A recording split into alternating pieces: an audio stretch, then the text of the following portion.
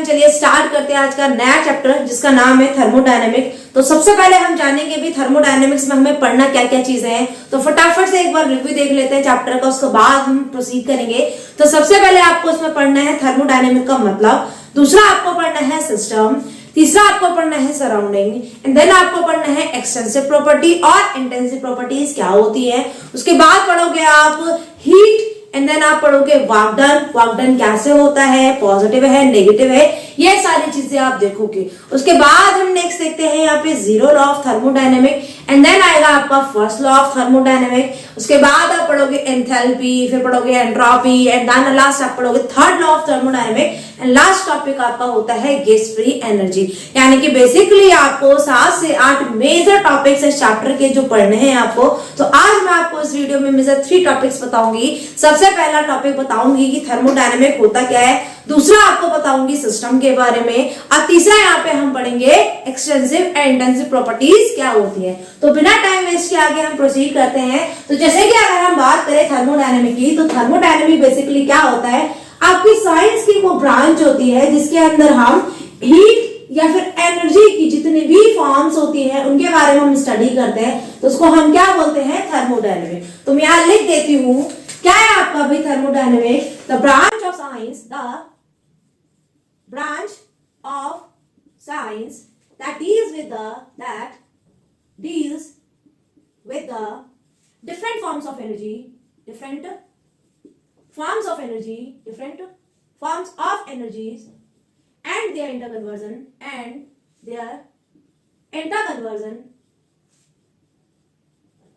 is called thermodynamics. Dynamics. देखो word ही आपका बोल रहा है यहाँ पे, क्या है अभी आपका थर्मो, अब दूसरा वर्ड है यहाँ पे डायनामिक्स। देखो थर्मो का सिंपल सा मतलब है हीट या फिर आपकी कोई सी भी एनर्जी, ठीक, हीट। अब दूसरा डायनामिक का मतलब है भाई मोशन।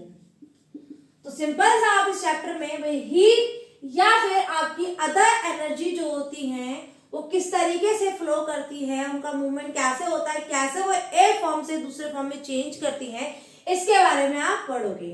तो देखिए हमने जान लिया अभी थर्मोडायनेमिक क्या है। भाई थर्मोडायनेमिक साइंस की या केमिस्ट्री की वो ब्रांच होती है जो कि जनरली क्या करती है, डिफरेंट फॉर्म ऑफ एनर्जी या फिर वो कैसे चेंज होती है उनके बारे में स्टडी कराए।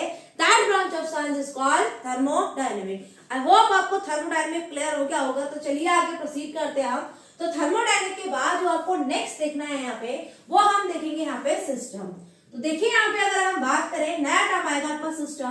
तो अगर हम सिस्टम की बात करते हैं तो सिस्टम आपके यूनिवर्स का वो पार्ट होता है जिसको हम ऑब्जर्व करते हैं या फिर जिसकी हम स्टडी करते हैं, तो उसको हम क्या बोलते हैं भी system. Just take an example, क्या है भी आपके पास में, ये आपके पास हम मान लिया कि आपका जो यूनिवर्स है वो इतना बड़ा है, ठीक, यूनिवर्स क्या भी इतना बड़ा है। तो ये पूरा का पूरा हमारा यूनिवर्स है।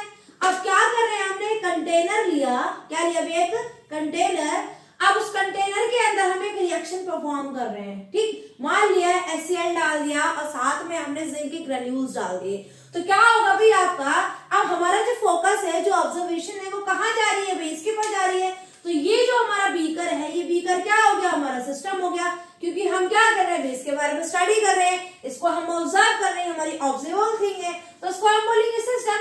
अब इस यूनिवर्स का जो रिमेनिंग पार्ट है, जो इतना बचा हुआ हिस्सा है, ये जो हिस्सा है आपका, ये बचा हुआ, ये जो हिस्सा है आपका, इसको हम बोलेंगे सराउंडिंग। क्या बोलेंगे बच्चों, इसको हम सराउंडिंग। तो सिंपल सा अगर हम सिस्टम की बात करें, the part of universe that is under observable is called system. देखिए मैं लिख देती हूँ यहाँ पे, क्या है आपका, the part of universe which is under observation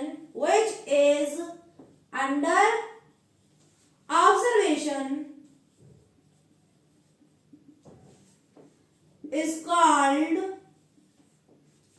system, ठीक।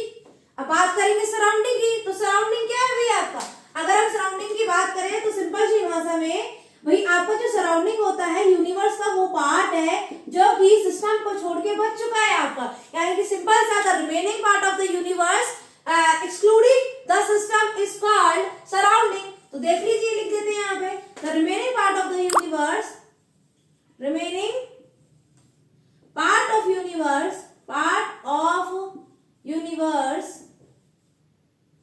except system is called surrounding। तो सिंपल सा अगर हम सिस्टम सराउंडिंग की बात करें तो आपको क्लियर होगा। तो चलिए हम आगे प्रोसीड करते हैं। अगर आपको स्क्रीनशॉट लेना है तो स्क्रीनशॉट ले लीजिए इसका। तो चलिए आगे प्रोसीड करते हैं। अभी हमने पढ़ा भाई थर्मोडायनेमिक, भाई थर्मोडायनेमिक क्या होता है, दूसरा हमने पढ़ा सिस्टम, सिस्टम क्या होता है, तीसरा हम पढ़ेंगे, पढ़ लिया सराउंडिंग। अब हम पढ़ेंगे यहाँ पे भाई अपने टाइप्स ऑफ सिस्टम के बारे में, यानी कि हमने सिस्टम की बात कर ली। भाई सिस्टम क्या होता है, यूनिवर्स का वो पार्ट जिसके बारे में हम स्टडी करें, वो या जिसको हम ऑब्जर्व करें उसको हम क्या बोलेंगे, भाई सिस्टम कहेंगे। अब सिस्टम कितने टाइप्स के होते हैं, अब इसके बारे में हमें पढ़ना है। तो अगर हम यहाँ बात करें सिस्टम की, तो सिस्टम हमारे बेसिकली 3 टाइप्स के होते हैं। एक होता है ओपन सिस्टम, दूसरा होता है क्लोज सिस्टम और तीसरा होता है आइसोलेटेड सिस्टम। बच्चों कितने टाइप के सिस्टम है, 3 टाइप के। रिवाइज कीजिए मेरे साथ। पहला सिस्टम है ओपन सिस्टम, दूसरा है क्लोज सिस्टम और तीसरा है आइसोलेटेड सिस्टम। तो चलिए लिख लेते हैं। सबसे पहले किसकी बात करेंगे, हम ओपन सिस्टम की बात करेंगे। किसकी बात करेंगे बच्चों, ओपन सिस्टम। तो जैसे कि अगर हम बात करें ओपन सिस्टम की, तो ओपन सिस्टम एक ऐसा सिस्टम होता है जिसके अंदर मास और एनर्जी दोनों का एक्सचेंज होता है। क्या बोला मैंने भी, ओपन सिस्टम जिसके अंदर क्या होगा भी आपका मास प्लस में एनर्जी, अगर दोनों का एक्सचेंज हो रहा है, क्या रहा है बच्चों यहाँ पे, अगर दोनों का एक्सचेंज हो रहा है तो ऐसे सिस्टम को हम क्या बोलते हैं, ओपन सिस्टम कहते हैं। जैसे एग्जांपल आपने लिया, एक बीकर था, ठीक है, क्या एक कप मान लीजिए, क्या ले लिया हमने, कॉफी का कप है, ओपन कप है आपका ये, हमने इसको कवर नहीं करा था। अब इसके अंदर क्या है, हमारी हॉट कॉफी रखी हुई है। क्या रखी है बच्चों इसके अंदर, हॉट कॉफी रखी हुई है। अब ये हॉट कॉफी है तो जरा ध्यान से देखिए क्या होगा यहाँ पे, ये हमारा हॉट है। अब जैसे ही अगर हम बात करें, अगर ये ओपन रहेगा तो जो कॉफी है, जो कॉफी के पार्टिकल्स है, जो लिक्विड मटेरियल है, वो वेपर्स के रूप में क्या होगा भाई, वेपराइज हो जाएगा, चेंज हो जाएगा वेपर्स के रूप में। यानी कि क्या हो रहा है यहाँ पे, जो कॉफी है आपकी वेपर्स के रूप में क्या हो रहा है, मैटर का या फिर मास का एक्सचेंज हो रहा है। दूसरा यहाँ पे क्या होगी भाई, हीट भी रिलीज होगी, आपकी एनर्जी भी क्या होगी भाई, रिलीज आउट हो रही होगी। आपकी चारों तरफ से क्या हो रही होगी भाई, एनर्जी रिलीज आउट हो रही होगी यहाँ पे। तो अब हो क्या रहा है यहाँ पे, तो मास भी एक्सचेंज हो रहा है, एनर्जी भी एक्सचेंज हो रही है। तो जब भी कोई ओपन सिस्टम होता है तो बेसिकली उसमें मास या फिर मैटर और एनर्जी दोनों का क्या होता है भी एक्सचेंज होता है, जिसको हम क्या बोलते हैं भी ओपन सिस्टम कहते हैं। देखिए भाई, ये जो बीकर था आपका, ये बीकर था सिस्टम, या सॉरी ये जो आपका कॉफी था, हॉट कॉफी, ये क्या था भी आपका सिस्टम। और ये जो बाकी रिमेनिंग पार्ट बच गया आपका ये वाला, ये सारा, ये पूरा आपका क्या हो गया भाई, सराउंडिंग। क्या है बच्चों, ये आपका सराउंडिंग। यानी कि बेसिकली हमारा जो फोकस था वो कहाँ था भाई, हॉट कॉफी कप के ऊपर था। तो हॉट कॉफी कप क्या है, हमारा सिस्टम है, कैसा, ओपन। ओपन क्यों है, क्योंकि मैटर और एनर्जी दोनों का एक्सचेंज हो रहा है, और बाकी का जो यूनिवर्स का रिमेनिंग पार्ट है आपका वो कहलाएगा सराउंडिंग। ठीक, समझ आई आपको ये बात। तो क्या लिखेंगे हमें open system, a system in which mass and energy both are interchange या exchange, this is type of system is called open system। ठीक, समझ आई चीज। अब दूसरे हम बात करेंगे भी क्लोज सिस्टम की। किसकी बात करेंगे बच्चों, क्लोज सिस्टम। देखिए क्लोज सिस्टम की अगर हम बात करें तो एक ऐसा सिस्टम, दूसरा क्या भी आपका क्लोज सिस्टम। तो क्लोज सिस्टम जो होता है आपका एक ऐसा सिस्टम होता है जिसके अंदर एनर्जी तो एक्सचेंज हो सकती है लेकिन मैटर का एक्सचेंज नहीं होता, मास का एक्सचेंज नहीं होता। चलो देखिए कैसे हम बताते हैं। आपके पास में एक हॉट कप था, हॉट कॉफी कप था आपके पास, ठीक। इसके अंदर क्या थी आपकी गर्मा गर्म कॉफी भरी हुई थी, ठीक। क्या थी आपकी गर्मा गर्म कॉफी। अब देखिए मैंने क्या कर दिया, इसको कवर अप कर दिया ऊपर से। क्या कर दिया भी, कवर अप। जब उसको मैंने ऊपर से कवर अप कर दिया तो क्या बन गया आपको, एक तरीके से क्लोज बन गया। क्लोज मतलब क्या भाई, ढका हुआ, ओपन नहीं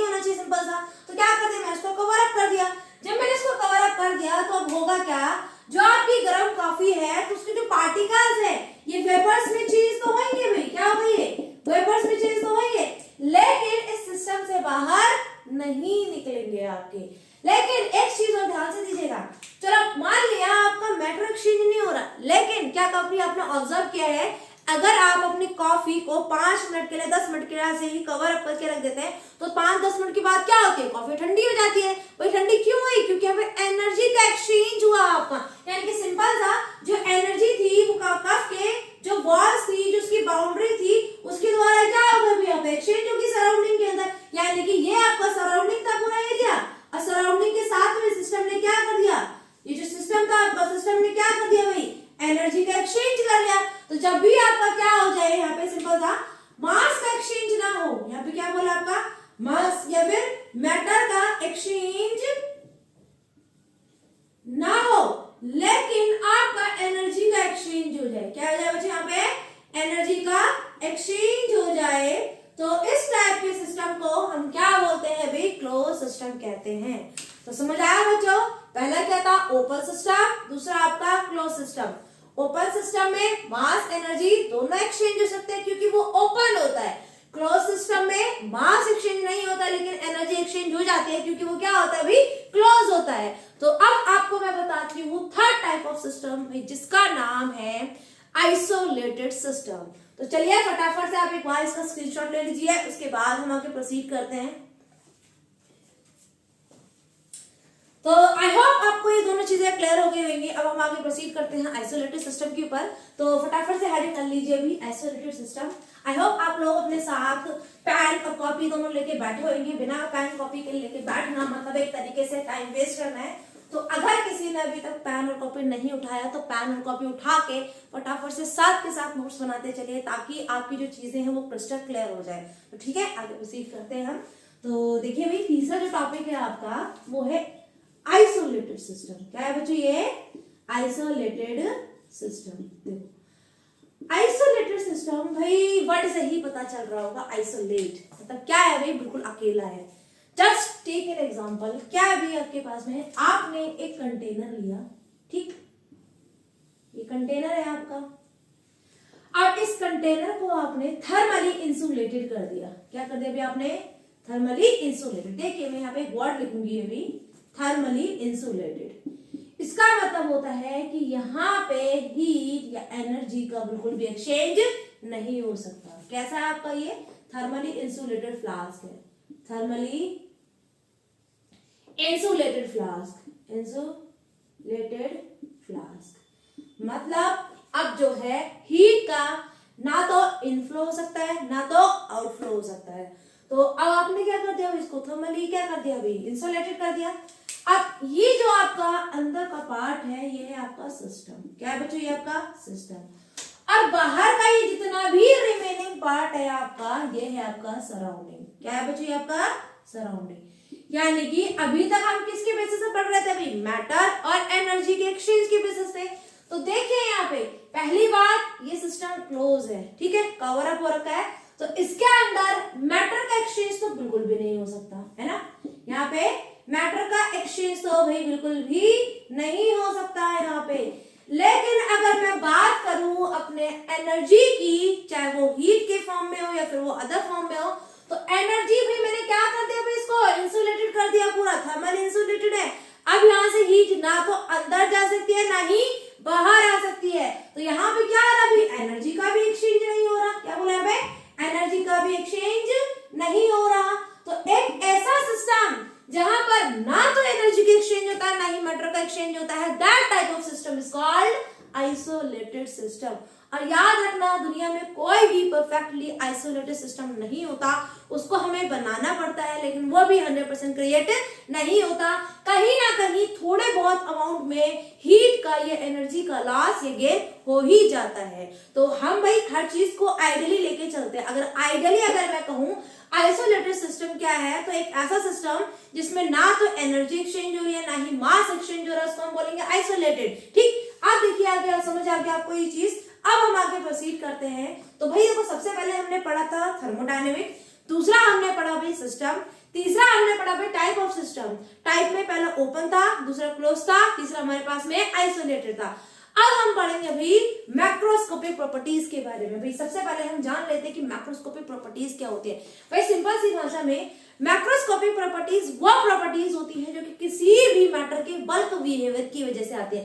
जस्ट टेक एन एग्जांपल, हमारे पास है प्रेशर, टेम्परेचर है, वॉल्यूम है, रिफ्रैक्टिव इंडेक्स होता है भी आपका, डाइइलेक्ट्रिक कांस्टेंट होते हैं। तो ये जितने भी टर्म्स होते हैं जो कि क्या करते हैं, किसी भी मैटर के बल्क बिहेवियर की वजह से आती हैं। तो इन प्रॉपर्टीज को हम क्या बोलते हैं भी, सिंपल सा मैक्रोस्कोपिक प्रॉपर्टी कहते हैं। तो देखिए मैं यहाँ पे लिख देती हूँ, क्या बोला यहाँ पे मैंने, मैक्रोस्कोपिक प्रॉपर्टी। देखिए क्या है यहाँ पे आपका, मैक्रोस्कोपिक प्रॉपर्टी। तो मैक्रोस्कोपिक प्रॉपर्टी, मैक्रोस्कोपिक प्रॉपर्टी यानी कि the property arises due to the property arises due to bulk behavior of matter, bulk behavior of matter। तो उसको हम क्या बोलेंगे भी, macroscopic property. Example, temperature, temperature bulk behaviour की वजह से आता है। प्रेशर, वॉल्यूम, विस्कोसिटी एक्सेट्रा, ये जितने भी टर्म्स होते हैं आपके जो कि बल्क बिहेवियर की वजह से आते हैं, तो उन सबको हम क्या बोलते हैं बच्चों, मैक्रोस्कोपिक प्रॉपर्टी कहते हैं। अब मैक्रोस्कोपिक प्रॉपर्टी भी आपकी दो टाइप की होती है। एक होती है आपकी इंटेंसिव प्रॉपर्टी, दूसरी होती है आपकी एक्सटेंसिव प्रॉपर्टी। तो सबसे पहले आप पढ़ोगे भी एक्सटेंसिव प्रॉपर्टी के बारे में। क्या भी आपका पहला, एक्सटेंसिव प्रॉपर्टी। और जो दूसरी प्रॉपर्टी है आपकी क्या है बच्चों, उसका नाम है इंटेंसिव। क्या है बच्चों उसका नाम, इंटेंसिव प्रॉपर्टी। तो एक एक करके हम पढ़ना स्टार्ट करते हैं। सबसे पहले बच्चों हेडिंग डाल लीजिए एक्सटेंसिव प्रॉपर्टी। तो एक्सटेंसिव प्रॉपर्टी की अगर हम बात करें, किसकी बात करें भी, extensive property.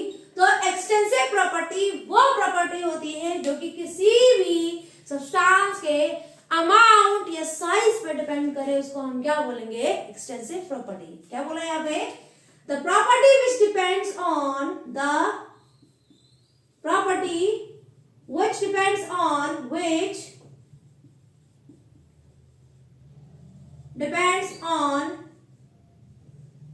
size and amount of substance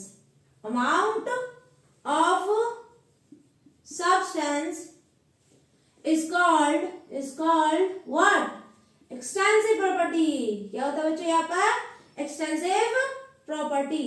यानी कि क्या बोला यहाँ पे भाई, साइज और अमाउंट दोनों पे डिपेंड करे। क्या बोला, साइज और अमाउंट दोनों पे डिपेंड करे, तो उसको हम क्या बोलेंगे अभी, एक्सटेंसिव प्रॉपर्टी। जैसे अगर हम बात करें एग्जांपल में, वॉल्यूम है आपका, कौन है बच्चों भाई, वॉल्यूम। भाई आपको पता है अगर आपने अमाउंट कम कर दिया तो वॉल्यूम कम हो जाएगा, अमाउंट आपने बढ़ा दिया तो वॉल्यूम बढ़ जाएगा। यानी कि बेसिकली वॉल्यूम किस पे डिपेंड कर रहा है भाई, अमाउंट पे डिपेंड कर रहा है। दूसरा है भाई आपका सरफेस एरिया। क्या भाई आपका, सरफेस एरिया। भाई सिंपल सा, एरिया बढ़ाओगे तो सरफेस एरिया की वैल्यू क्या हो जाएगी, बढ़ जाएगी। एरिया घटाओगे तो सरफेस एरिया की वैल्यू क्या हो जाएगी भाई, घट जाएगी। यानी कि सिंपल सा जो अमाउंट और साइज पर डिपेंड करे उनको हम क्या बोलेंगे, एक्सटेंसिव प्रॉपर्टी। मास है आपका, कौन है बच्चों, मास। मास भी आपका किस में आता है, एक्सटेंसिव प्रॉपर्टी में आता है। उसके अलावा आपके पास में एंट्रोपी है। क्या बच्चों आपका, एंट्रोपी है, एंथैल्पी है। उसके अलावा आपके पास में इंटरनल एनर्जी है, इंटरनल एनर्जी। ये सारी की सारी चीजें जो होती हैं आपकी किस पे डिपेंड करती हैं अभी, एक्सटेंसिव प्रॉपर्टी पे। यानी कि अमाउंट और साइज के ऊपर डिपेंड करती है, एक्सटेंसिव प्रॉपर्टी इनको आप कहते हैं। तो देखिए लास्ट में 3 टर्म लिखे हैं, एंट्रोपी, एंथैल्पी, इंटरनल एनर्जी। तो वेट कीजिए, आगे प्रोसीड करके बताऊंगी क्या होता है उनका मतलब। अभी सिर्फ नाम जानिए भी, इन तीनों को हम क्या बोलते हैं, एक्सटेंसिव प्रॉपर्टी कहते हैं। क्यों कहते हैं, क्योंकि क्या होते हैं भी आपकी साइज और अमाउंट दोनों पे डिपेंड करती है। तो आई होप आपको एक्सटेंसिव प्रॉपर्टी क्लियर हो गई होगी। तो अमाउंट बढ़ाने से क्या होगा भी, आपका प्रॉपर्टी बढ़ जाएगी, अमाउंट घटाने से क्या होगा, प्रॉपर्टी आपकी घट जाएगी। तो बेसिकली इन प्रॉपर्टीज को हम क्या बोलेंगे, एक्सटेंसिव प्रॉपर्टी कहेंगे। चलिए अब बात करते हैं, हम अपना इंटेंसिव प्रॉपर्टी की बात करते हैं। किसकी बात करते हैं बच्चों, इंटेंसिव प्रॉपर्टी। तो हेडिंग डाल लीजिए, इंटेंसिव प्रॉपर्टी, इंटेंसिव प्रॉपर्टी। तो देखिए बेसिकली इंटेंसिव प्रॉपर्टी वो प्रॉपर्टी जो कि अमाउंट और साइज से इंडिपेंडेंट होती है। क्या बोला मैंने, the property which is independent of size and amount, the property या properties which are independent of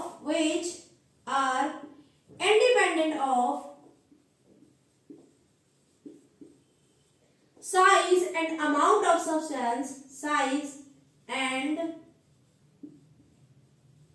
amount of substance is called intensive property. Intensive property क्या बोला अभी यहाँ पे? Independent of size and amount, यानी कि कोई फर्क नहीं पड़ता इनको अमाउंट कम है या फिर ज्यादा है, तो ऐसी प्रॉपर्टी जो अमाउंट और साइज पर डिपेंड ना करे उनको हम क्या बोलेंगे भी? इंटेंसिव प्रॉपर्टी कहेंगे।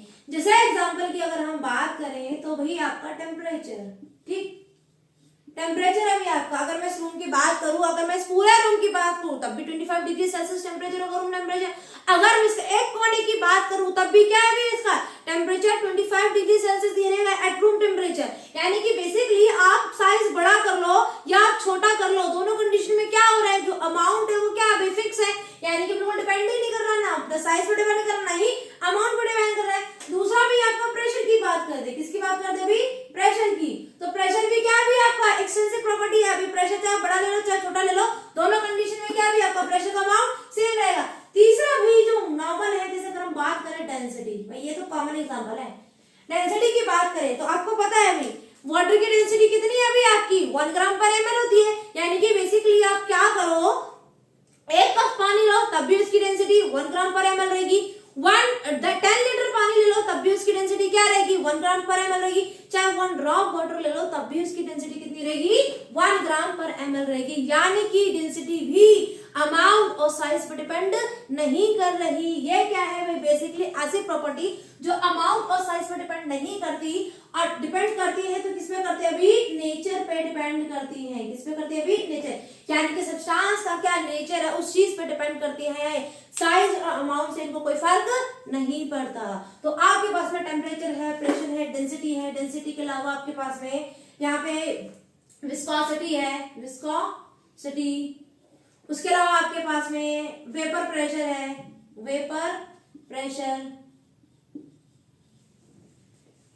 ये जो जितने भी टर्म्स होते हैं आपके एक्सेट्रा, ये जितने भी टर्म्स होते हैं आप इन सबको हम क्या बोलते हैं अभी? Intensive property. तो आई होप आपको क्लियर हो गया होगा एक्सटेंसिव प्रॉपर्टी और इंटेंसिव प्रॉपर्टी क्या होती है। तो फटाफट से एक बार इसका स्क्रीनशॉट ले लीजिए। तो चलिए आगे प्रोसीड करते हैं भाई। सबसे पहले हमने क्या पढ़ा, एक बार चैप्टर का रिवाइज कर लेते हैं। सबसे पहले हमने क्या पढ़ा था भाई?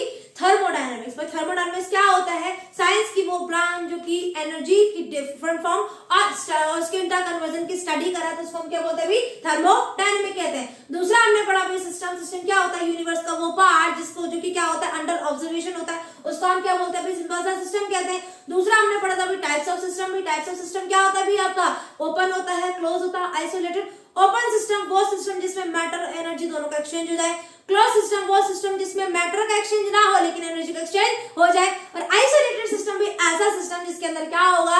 ना तो मैटर का एक्सचेंज होगा ना ही एनर्जी का एक्सचेंज होगा। तो इस टाइप के सिस्टम को हम क्या बोलते हैं अभी? आइसोलेटेड सिस्टम कहते हैं। तो चलिए हम तीसरा देखते हैं फटाफट से। क्या तभी आपका एक्सटेंसिव प्रॉपर्टी और लास्ट में तब आएगा इंटेंसिव प्रॉपर्टी। तो एक्सटेंसिव प्रॉपर्टी वो प्रॉपर्टी जो अमाउंट और साइज पर डिपेंड करे। जैसे एग्जांपल आपके पास में कौन है? वॉल्यूम है, सरफेस एरिया है, आपके पास में मास है, एंट्रोपी है, इंटरनल एनर्जी है, एंथैल्पी है। ये सारी किस पर डिपेंड करती है अभी? अमाउंट ऑफ सब्सटेंस में या फिर साइज ऑफ द सब्सटेंस पर डिपेंड करती है। इनको क्या बोलते हैं? एक्सटेंसिव प्रॉपर्टी कहते हैं। फिर लास्ट में हमने देखा अभी इंटेंसिव प्रॉपर्टी। तो एक ऐसी प्रॉपर्टी जो कि अमाउंट और साइज पर डिपेंड ना करे उनको हम क्या बोलेंगे अभी? सिंपल सा इंटेंसिव प्रॉपर्टी कहते हैं। जैसे एग्जांपल टेम्परेचर है, प्रेशर है, डेंसिटी है, विस्कोसिटी है और आपका वेपर प्रेशर है। ये सारी चीजें क्या होती है आपकी? इंटेंसिव प्रॉपर्टी कहलाती है। चलिए एक लास्ट में आपको और बता देती हूँ। ठीक है, आपकी एक्सटेंसिव प्रॉपर्टी इंटेंसिव प्रॉपर्टी बन सकती है। अब कैसे?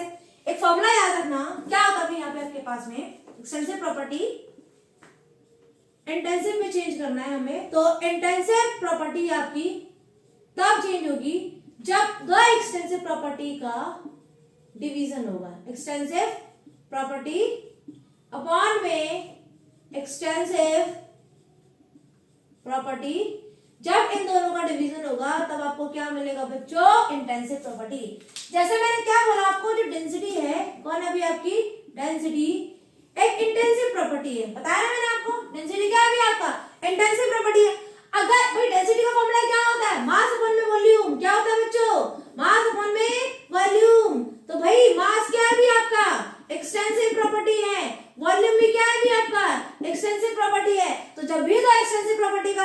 कर दोगे, डिवाइड कर दोगे, तब आपको जो नई प्रॉपर्टी मिलेगी उसको क्या बोलेंगे भाई, इंटेंसिव प्रॉपर्टी कहेंगे। क्या बोलेंगे बच्चों उसको, इंटेंसिव प्रॉपर्टी। और एक और वर्ड याद रखना है यहाँ पे लास्ट टर्म है आपके पास में मोलर इंटेंसिटी। भाई मोलर इंटेंसिटी भी किस में आती है भी आपकी जनरली इंटेंसिव प्रॉपर्टीज में आती है। तो आई होप आपको ये वीडियो क्लियर हो गई होगा, आपको टॉपिक्स क्रिस्टल क्लियर हो गएंगे। तो नेक्स्ट वीडियो में हम चैप्टर के आगे चैप्टर पे प्रोसीड करेंगे। तो आज के लिए इतना रखते हैं, टाटा, गुड बाय बाय।